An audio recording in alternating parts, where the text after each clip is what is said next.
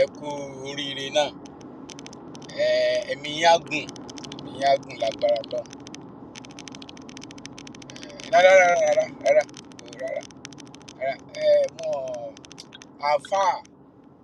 Alfa ò jáde, wọ́n ń dàgbé wọn ṣe kinní kan, ìmọ̀ nǹkan tó ń pè. Bàbá Olúwo, mo ní concern nípa nǹkan kan, ẹ má bínú. Concern mi dẹ̀ ni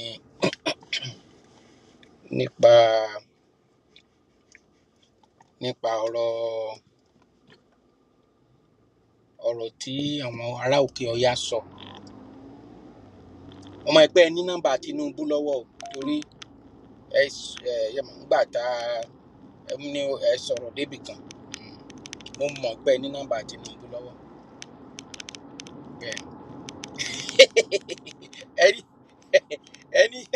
ẹni ṣé mo wẹjú ni?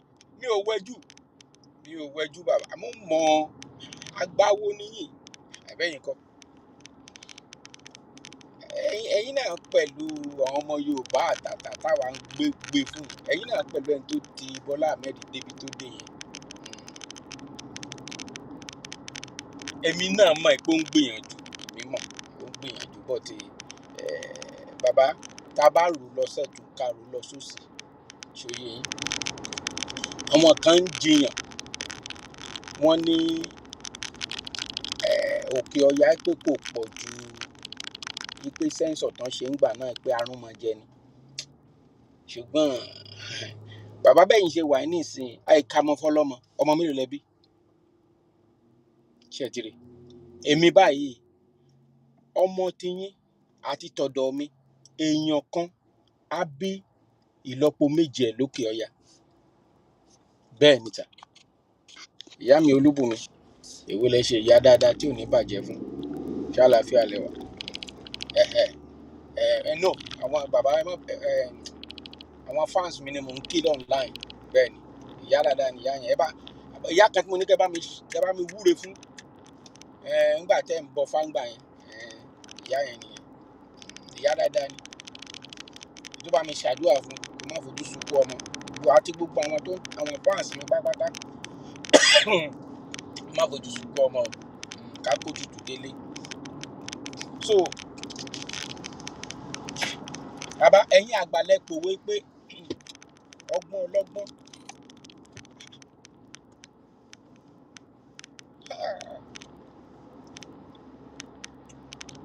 ọlọ́gbọ́n kì í jẹ́ ká pàgbà ń wèrè. Àfọgbọ́n ọlọ́gbọ́n ṣọgbọ́n tó máa ń dà. Ṣé rí ipò ọlá, bàbá wo ipò ọlá, ipò téèyàn bá ti dépò bí ipò tí Bọ́lá Ahmed Ojúyọbọ wà yẹn. Àwọn tó bá yíyàn ká, tó bá ti jẹ́ pé alátẹnujẹ olè ni wọ́n á gbàgbé gbogbo ìlérí tí wọ́n ṣe. Ẹ̀yin náà mọ̀ ipò ọlá bàbá, ìdánwò àgbákò ìdánwò ní bẹ́ńpò ọlá bàbá. Ẹ̀yin náà mọ̀ abẹ́gbọ́. Torí náà nǹkan tèmi ó sọ ni pé kí ẹ bá wa pè Bọ́lá Ahmed, bàbá wo, ẹ pè sákìyèsí bàbá, ẹ pè sákìyèsí. Wọ́n sọ̀rọ̀ kan, àwọn ará òkè ọya sọ̀rọ̀ kan lẹ́nu ọjọ́ mẹ́ta yìí.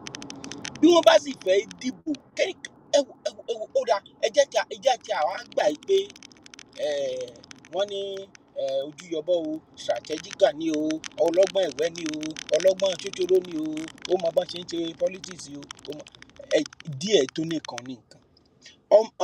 Bàbá, ọmọ yín Bọ́lá Ahmed Tinubu yìí, ó lóun lówó ju Ọ̀ṣun state lọ. Bí èèyàn bá wá lówó ju Ọ̀ṣun state lọ, tíyàwó rẹ̀ sì sọ pé òun ò nílò owó, ẹ wo nǹkan tó ń fojú ìyàwó ẹ̀ rí lókè ọya lẹ́nu ọjọ́ mẹ́ta yìí. Ọkùnrin kan tún jáde lókè ọya, wọ́n pè ní Kwankwanso. Ẹ gbọ́ nǹkan tó sọ. Ó ní gbogbo owó àti gbogbo nǹkan tí wọ́n ń ṣe, ó ní Tinubu, ó ní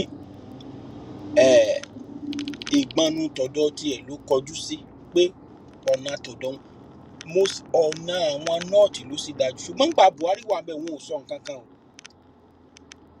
Bọ́n ṣe fún Jonathan nìyẹn, bàbá ẹ ṣeun. ẹ ṣe ayé yín ò ní bàjẹ́ báyìí ṣe fún Jonathan nìyẹn ṣùgbọ́n ẹni pa ọlápò bójú òun ò bá fọ́ yóò di ràbàràbà bàbá kí lèèyàn fọdún mẹ́jọ ṣe ẹ wọ ọmọ gómìnà tó ń bẹ lórí àléfà tán yí Tinubu ká ọ̀pọ̀lọpọ̀ nínú wọn àgbéwìrì ni wọn ẹ wo àgbákàmọ owó tán gbà lẹ́nu ọjọ́ mẹ́ta yìí ṣé kí n fi ẹ wọlé ẹ wo àgbákàmọ owó kí náà fowó ọ̀hún ṣe àwùtẹ nìkan ní Kwankwaso sọ̀rọ̀ Kwankwaso á sọ̀rọ̀ ẹ̀gbọ́n nǹkan tí Kwankwaso sọ wọn ò lè dìbò àwọn ará òkè ọya wọn ò ní dìbò wọn bá sì wá yíbò ọ̀hún wàhálà ó ṣẹlẹ̀ bẹ́ẹ̀ bá kó àmì jáde tẹ́ ṣe tẹ́ mọ̀ tí ìlú bá wá torí Bọ́lá Ahmed Tinubu dàrú kí la fẹ́ gbà sí i. Of Kano State criticized the President Bola Tinubu administration for what he described as a neglect of the northern region of the country and the concentration of the nation's resources and the development in the southern part of the country where the president comes from. Let me remind you of what he said. Some of the issues that we have in this part of the country today has to do with lack of enough resources and, of course, mismanaging the little that comes in.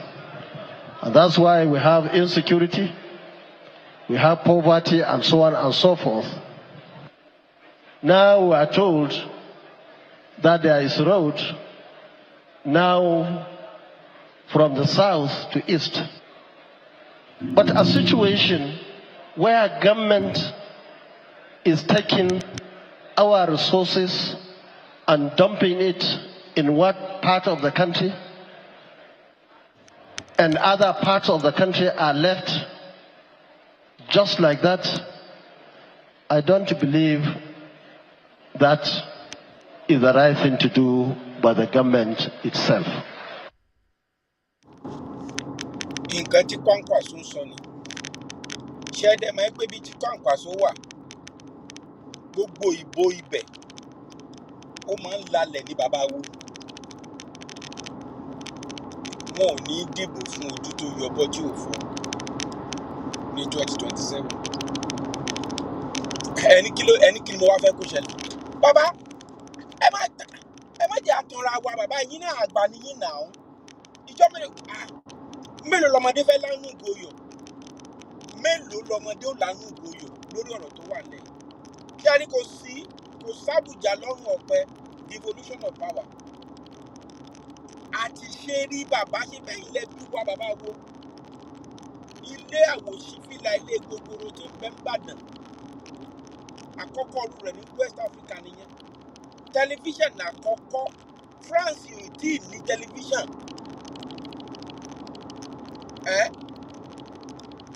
nígbà tí Awólọ́wọ̀ ti ṣe 1963 constitution àwọn kan wá ń bẹ tán pè ní patriot kí ló dé kí ló ṣe ẹgbọ́n mi ojú tó yọ bọ́jú òfò kó lísìn sí wọn aráàlú ló láṣẹ lórí ìlú ibi tí democracy yìí ti wà lọ sí 1999 degree ó kó o parun ní bàbá ìbò 2027 kò ní dàbí tìgbà ayé Jonathan ẹ̀kọ́ ọmọ yín kẹfà létí mi ò ríran o mi ò sì kọ́ lọ́kọ̀ bàbá ẹ̀fọ́ ọmọ yín létí kóníkálùkù lè develop region ẹ wà á rí wípé kíní tán pè ní ìfigagbága competition yóò wá ṣẹlẹ̀ arábalẹ̀ ló pòm àwọn ọmọ Yíbò wọn máa ṣe tí wọn máa ṣe oríṣiríṣi nǹkan Haúsá náà yóò máa sọ pé bẹ́yìn náà lè lé wa bá nípa Greek àwa Yorùbá náà sọ pé àwa náà ò kẹrẹ bó jẹ́ kòkó ní ká padà sí àwọn ọmọ wọ̀nyí ò mọ bá a ṣe ń ṣe kòkó lóko mọ́ bàbá nǹkan ti bàjẹ́ olóṣó ni wọ́n ń ṣe káàkiri kí wọ́n máa tẹ̀ka kí ló fà á ibi tá a bá dé àwọn ìlú Amẹ́ríkà tá a lágbá democracy lọ́wọ́ wọn local government kí wọ́n lásánlàsàn onímọ̀ bójútó ọkọ̀ pápákọ̀ òfurufú ìwọ ni gbogbo nǹkan tó súnmọ́ àwọn aráàlú gbogbo ọlọ́pàá ń bẹ gbogbo ẹ̀ ń bẹ káàkiri lókùn gọ́ọ̀mẹ̀ntì lásìlásì náà ń pè ń kántì àwọn kan ń bẹ kántì náà ń pè wọ́n jẹ́jẹ́ bàbá nílùú òyìnbó ń gbà kémi lọ sílùú òyìnbó tí mo lọ bẹ̀ nílùú Amẹ́ríkà ni mo tún sọ yìí o oríṣi ọlọ́pàá tí ń bẹ ń bẹ ó lé mẹ́rin kí wọ́n là ń pọn kí ní í ṣe wá gan-an gbọ́mọgbọ́mọ wá gbàgbóró kankan wọ́n wá ń pààyàn bí ẹgbẹ́rán ẹ̀mí èèyàn tiẹ̀ wá jọ wá lójúmọ́ kí ló fà á owó tí wọ́n ń pín yìí l'Àbújá ẹgbà fìdí ń bọ́tù ẹ̀gbọ́n mi ojú yọbọ́ èyí tẹ́ ẹ wo bí ẹlẹ́ẹ̀lẹ́gẹ̀sì ayérayé tẹ́nìkan ò lè gbà lọ ẹlẹ́ẹ̀ kò sí tí ó ṣẹlẹ̀ ní gbogbo àgbáyé ẹ̀yin ni president tó lágbára jù báyìí ẹni káwọn patriot ó ṣe tó tọ́ ẹni kan ṣe tó tọ́ ẹ̀yẹ gbọ́ nǹkan tẹ́ni sọ.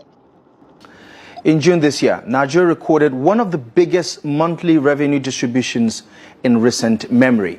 The Federation Account Allocation Committee, FAC, shared a total of 1.8 trillion naira. That's money meant for the federal government, the 36 states of the Federation, and the 774 local government areas in the country. So, where did all that money come from? The largest portion, which is over 1 trillion naira, came from statutory revenues, that's taxes, oil royalties, and company profits.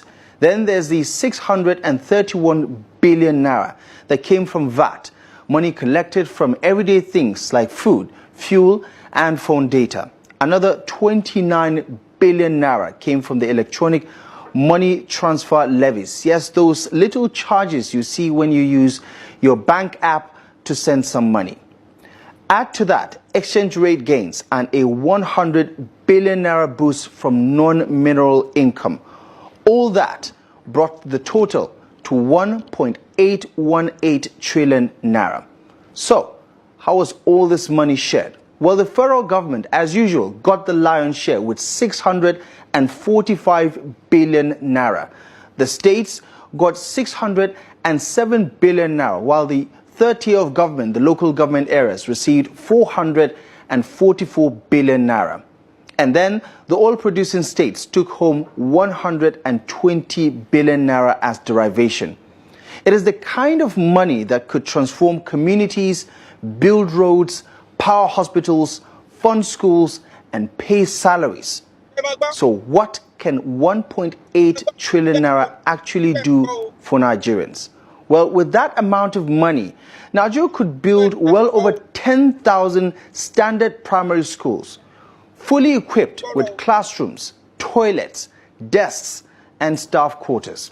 Construct more than 5,000 kilometers of quality rural and urban roads, improving access to markets, hospitals, and schools across the country. Set up at least 1,000 modern, fully functional primary healthcare centers, each with solar power, maternity wards, and trained staff to serve under-resourced communities. It could also clear outstanding pensions owed to retired police officers, civil servants, teachers, and others who dedicated their lives to the service of this country. And yet, still queue for hours with hope, not certainty, of being paid. But here's the big question. Why don't Nigerians feel the impact? Why are classrooms still overcrowded? Why do hospitals lack basic supplies? Why are communities left in darkness? Why is poverty rising while revenue still grows? And with this kind of revenue, why are still the same governments borrowing? Why is the federal government still piling up debt? Why are some states borrowing to pay salaries even with monthly allocations rising? Why are pensioners still begging for their dues? Why are local government areas who just received 444 billion naira still struggling to fix boreholes, grade roads, or even pay primary school teachers the national minimum wage? The answer lies in how the money is spent or not spent. While billions are shared, the system for tracking how the money is used remain weak. Corruption, waste, public priorities often come before public good. Yet, this money, this 1.8 trillion naira, comes from you, from your taxes, from your purchases, from your bank charges, and Nigeria's shared natural resources. So, we as Nigerian citizens must ask questions, demand transparency, insist that budgets must match real needs, and hold leaders accountable from the top in Abuja to the ward level in your local government area. Because if the money keeps flowing but lives don't improve, then something somewhere isn't adding up. This money belongs to you, and you deserve to see the impact. In June this year,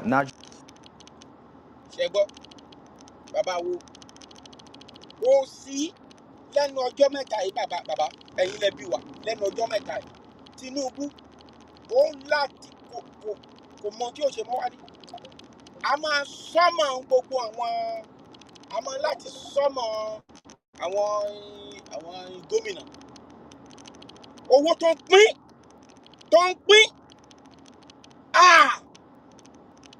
wọ́n gbẹrù lórí oní pure water wọ́n kó jójú kan.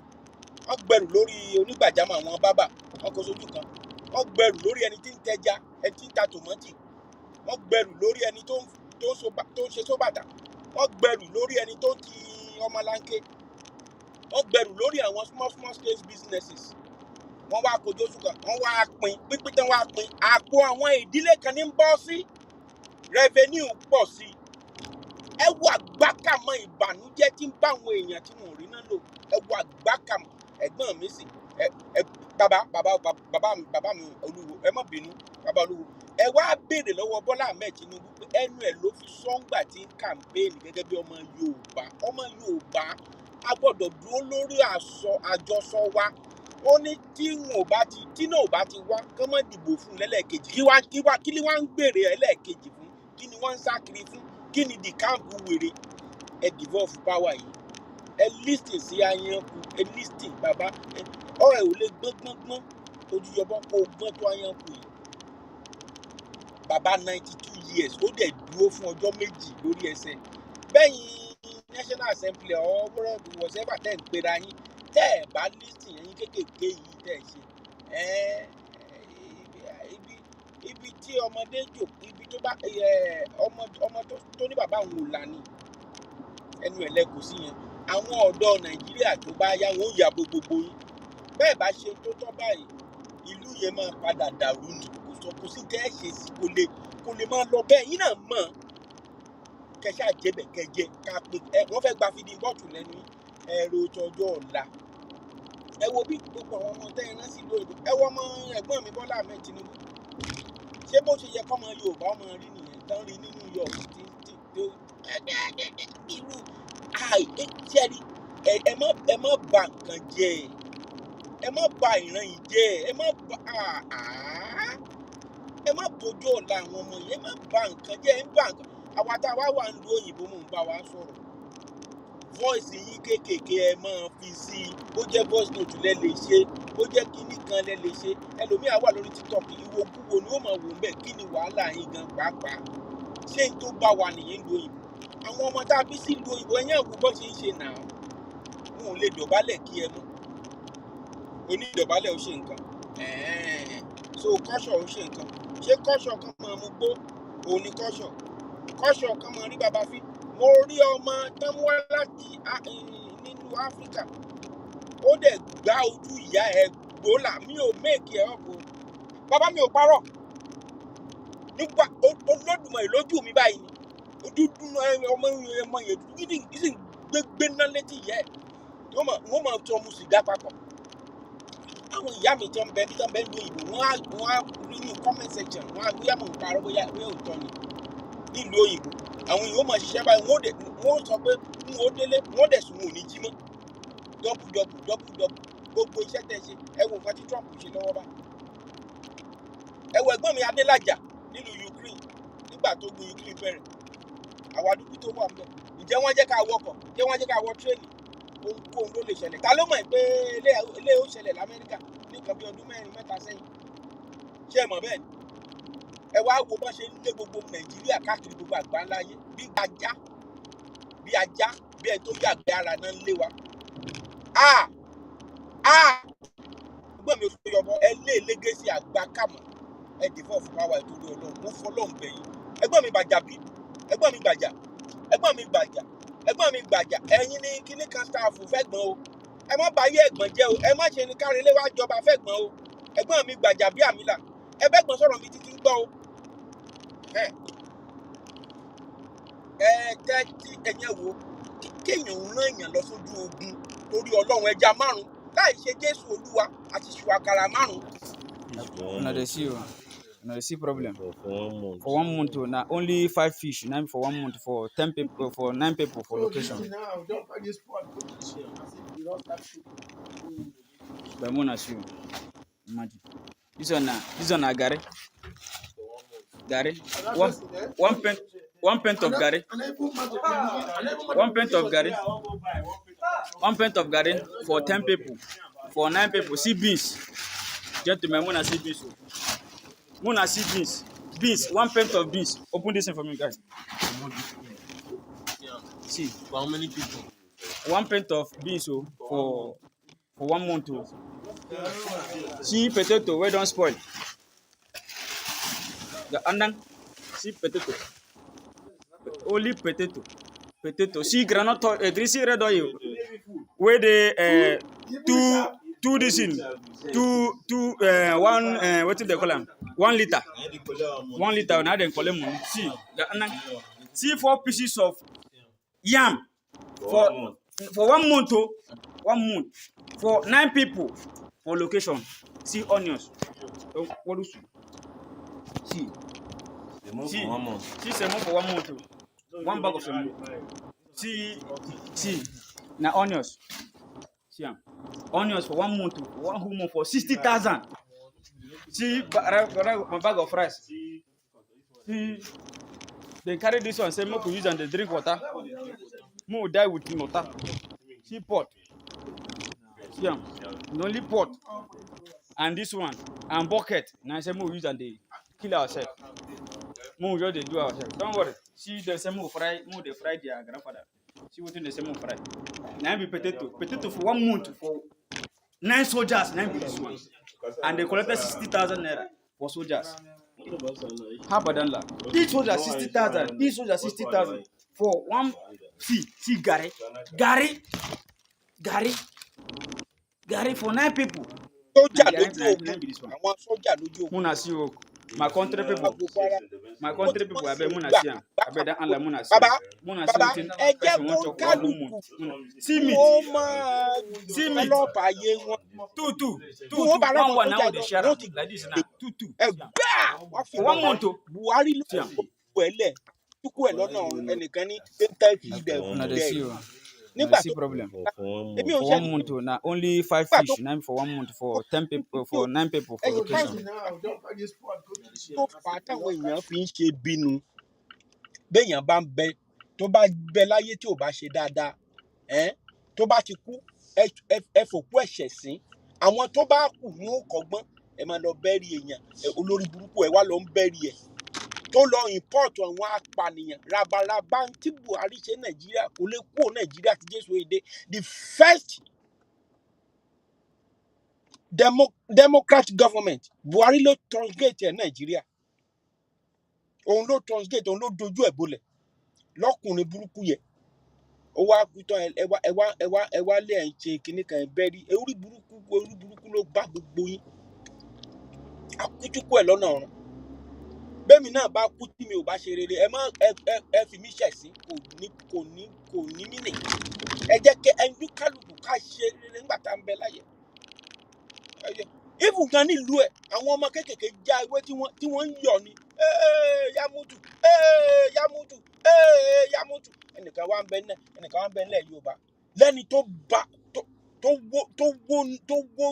wó léwó ọ̀nà kí ló ń ṣe wá gan kí ló dé tá a fẹ́ràn irọ́ báyìí parọ́ léwé alátàdé sọnù àwọn tí ń jẹ́ sínétọ̀ bàbá àwọn ọmọ yín pẹ̀lẹ́ tó jẹ́ sínétọ̀ ẹ̀ẹ́dẹ́ kó bá wọn sọ̀rọ̀ ń ṣe constitution decree 2020 1999 tí wọ́n ń pàṣẹ kó lè ṣe nǹkan kan 1999 decree ni kí ló dé tá à ń tẹra wa báyìí torí pé ẹ ti wá ń jẹ ó fún yín lóúnjẹ ń bẹ̀ ṣé bí ó ṣe máa lọ lélẹ̀ ni a dẹ̀ mọ̀ nígbà tẹ bá wá kúrò tẹ bá kú òtán most of your political kini ìtẹ́bà ìtọ́fà tẹ́ fi wo kókó mọ́ bẹ́ẹ̀ nìyẹn ìyẹn ń sìn àmẹ́sẹ̀ olébi ń pa ebi wèrè wo ló ń pa ẹ jẹ́ kó tọ́ka sí bísínẹ́sì kan tó ṣe níjọ́ tó ti dáyé Wike nìyẹn bísínẹ́sì wo ló ṣe níjọ́ tó ti dáyé àtẹ̀gbọ́n wa náà eléyìí díẹ̀ tó nìkan ní nǹkan díẹ̀ tó nìkan ní nǹkan kí n mú díẹ̀ sí ló pa Jonathan kí n mú díẹ̀ sí Ọbásanjọ́ nìyẹn power bank k'Ọbásanjọ́ ó máa gbé power bank 2-time president how many years tó lead ìlú yẹn again as ológun kó máa gbé power bank kiri ó gbé power bank lọ síbi òkú ṣé àfáà ni ọba tó kù yẹn àbí kí ló jẹ ń tẹ bóyá ọba àṣà Àwùjalẹ̀ náà pé bóyá aláàfáà ni àkókò mọ̀ àmì lè tó ń ṣe ń bẹ̀ kẹ máa torí pé kẹ máa bà àṣà jẹ́ máa bà kíní jẹ́ Prince tó wà United Kingdom tó ń fún yín ní independence ó ń ṣe ritual bí mo ṣe jẹ́ pásítọ̀ tó yìí mo ti máa gbó láàárọ̀ tábà rí mi tí mo bá ń ṣe ewé tí mo ń já ewé tí mo ń ṣe babaláwo ni orí ìyá ẹ̀ ò dáa orí ẹbí ẹ̀ ó ti dàrú ìlú òyìnbó l'Amẹ́ríkà ṣóyẹ tó bá lọ sí China wọn ò fi herbs wọn ṣeré oògùn China náà kó wá fún yín tẹ́ ń kó jẹ àwítán kó lọ lo fẹ́ńsìkì àti dóngóyàrò tó bá ṣe dóngóyàrò kó o fi ewé kí náà ń pè ewé mángòrò èpo ẹ̀ kó o ṣe sí kó o fi ewé gọ́fà kó o fi sí erinjẹ kó o fi sí kó o fi kànáfùrù sí kó o sè kó o wá fi ewé tíì kó o fi sí gbogbo ẹ̀ ọ̀fẹ́ ni wá lọ wá mi wá tùmẹ́ríkì díẹ̀ tùmẹ́ríkì original tó jẹ́ pé ó máa wú nílẹ̀ tá a bá gbé tùmẹ́ríkì ni eléyìí tó máa ń yẹ́lò yẹn ni o kì í ṣe ginger rọra sè fẹ́rẹ́fẹ́ má jẹ́ kó jiná àjẹjù gbogbo ara ríro orí burúkú tó ń dùn ẹ̀yìn ó máa lọ fẹ́sìkì tán kó fún ẹ panadol tán kó fún ẹ ń jẹta tiny náà tán kó fún ẹ ń jẹta ó rí pé ó tún dá ìrora padà wá sára ẹni èmi gẹ́gẹ́ bí pásítọ̀ mo wá lọ já yẹn mo wá sè papọ̀ mo wá mú ó wá ń bú mi ó ti gbàgbé pé lifting tea tó o mú yẹn àti mílìkì tí wọ́n mú yẹn ó ti gbàgbé pé ibì kankan ló ti jáde ọ̀dẹ̀ ni ẹ́ ara nǹkan tí mi sọ fún injection tán gún ẹ yẹn níbo kí ló rò pọ́n fi ṣe aló ò gbádùn sẹ́ ẹ̀ condemnation dẹ̀ ti ba ayé ẹ jẹ́ ká kó mbẹ́ eléyìí tó wà nílẹ̀ ní ká sọ devolution of power ká má pa àwọn àmì wa mọ́ kò jù bẹ́ẹ̀ kò jù bẹ́ẹ̀ o tẹ́gbọ́n ò bá gbọ́ràn lẹ́rọ̀ á gbọ́ràn lélẹ̀.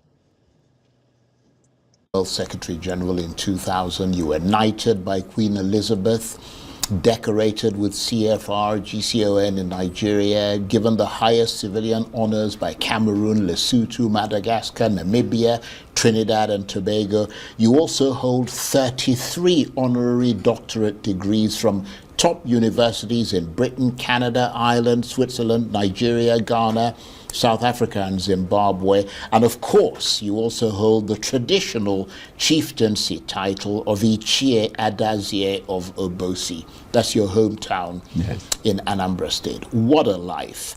And in terms of what you're doing at the national level at the moment, you're leading the eminent group known as the Patriots, and your focus is on giving this country a more representative constitution that will better represent the many ethnicities in this country and restructure Nigeria in a more equitable and inclusive manner. Tell us about that briefly.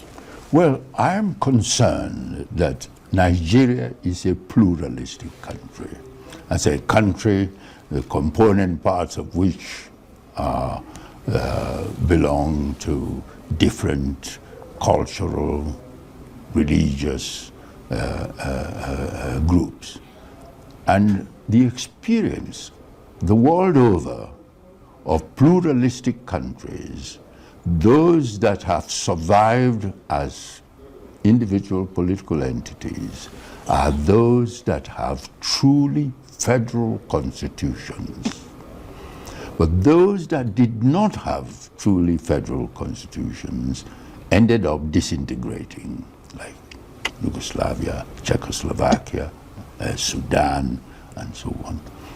And so I am very concerned and anxious that Nigeria, a pluralistic country, should have a truly federal constitution.